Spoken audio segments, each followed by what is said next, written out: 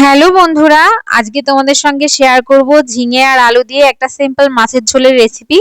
তার জন্য দেখো প্রথমেই কড়াইতে কিন্তু আমি তেল দিয়ে দিয়েছি। এবার তেলটা গরম হয়ে গেলে লবণ হলুদ মাখানো মাছগুলোকে এক এক করে দিয়ে দিচ্ছি।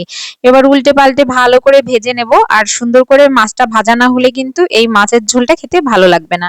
এই জন্য দেখো এপিট ওপিট ভালো করে আমি নেড়ে চেড়ে ভেজে নিচ্ছি। এবারে দেখো আমার মাছগুলো কিন্তু সুন্দর করে ভাজা হয়ে গিয়েছে। এবার আমি একটা পাত্রে মাছগুলোকে তুলে রাখবো। এবার মাছগুলো তুলে রাখার পর যে অবশিষ্ট তেলটা রয়েছে এই তেলের মধ্যে আমি জিরে ফোড়ন দিয়ে দিচ্ছি। আমি সব সময় জিরে ফোড়নেই তরকারি রান্না করি, তোমরা চাইলে কিন্তু অন্য কিছুও ফোড়নে দিতে পারো।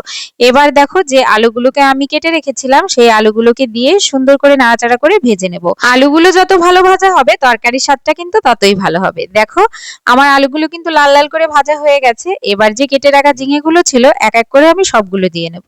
আর ঝিঙেটা দিয়ে সামান্য একটু নাড়াচাড়া করে নেব, খুব বেশি ভাজবো না। ঝিঙে যেহেতু জল জাতীয় সবজি, বেশি ভাজলে কিন্তু ঝিঙেটা জল ছেড়ে দেবে।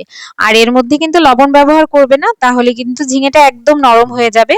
জাস্ট একটু উল্টে পাল্টে কোনো রকম একটু ভাজা ভাজা হলেই তারপরে এর মধ্যে অ্যাড করে দিতে হবে জল। পরিমাণ বুঝে জলটা অ্যাড করবে, কারণ ঝিঙে থেকেও কিন্তু প্রচুর জল ওঠে, তখন ঝোল বেশি হয়ে গেলে কিন্তু খেতে একদমই ভালো লাগবে না।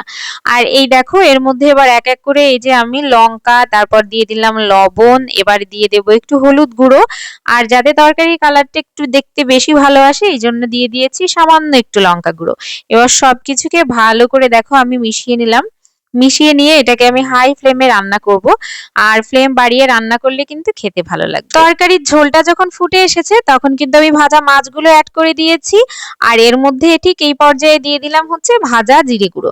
ভাজা জিরে গুঁড়ো দিলে কিন্তু এই ধরনের তরকারিগুলো খেতে খুবই ভালো লাগে। তোমরা অবশ্যই কিন্তু এটা অ্যাড করবে। এবার দেখো একদম ঝোলটা শুকিয়ে এসেছে, ঠিক যেরকম ঝোলটা আমি চাইছি সেই পর্যায়ে। এবার দেখো এর মধ্যে যে আলুগুলো আমি দিয়েছিলাম সেখান থেকে ৩-৪ পিস আলু তুলে আমি এটাকে ভালো করে ম্যাশ করে নেব। আর এই ম্যাশ করা আলুটা আমি ঝোলের সঙ্গে মিশিয়ে দেব।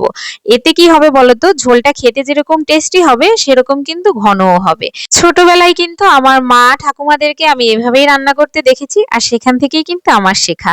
এবার দেখো ঝোলটা সামান্য একটু আমি তুলে দেখছি হাতে করে যে এটাতে লবণ ঝাল ঠিকঠাক মতো হয়েছে কিনা। তোমরা কে কে এইভাবে করে তরকারির ঝোল চেক করো আমাকে কিন্তু কমেন্টে জানাতে পারো। এবার দেখলাম যে লবণ ঝাল সব একদম পারফেক্ট আছে, সামান্য একটু লবণ কম হয়েছিল আমি দিয়ে নিয়েছি। এবার দেখো তরকারিটা কিন্তু আমি নামিয়ে নেব। আর এই তো আমি তরকারিটা বাটিতে নামিয়ে নিলাম। এবার এটা চারপাশ থেকে মুছে নেব, মানে রান্না নামানোর পর আমি কিন্তু সবসময় বাটির চারপাশটা ভালো করে মুছে নিই।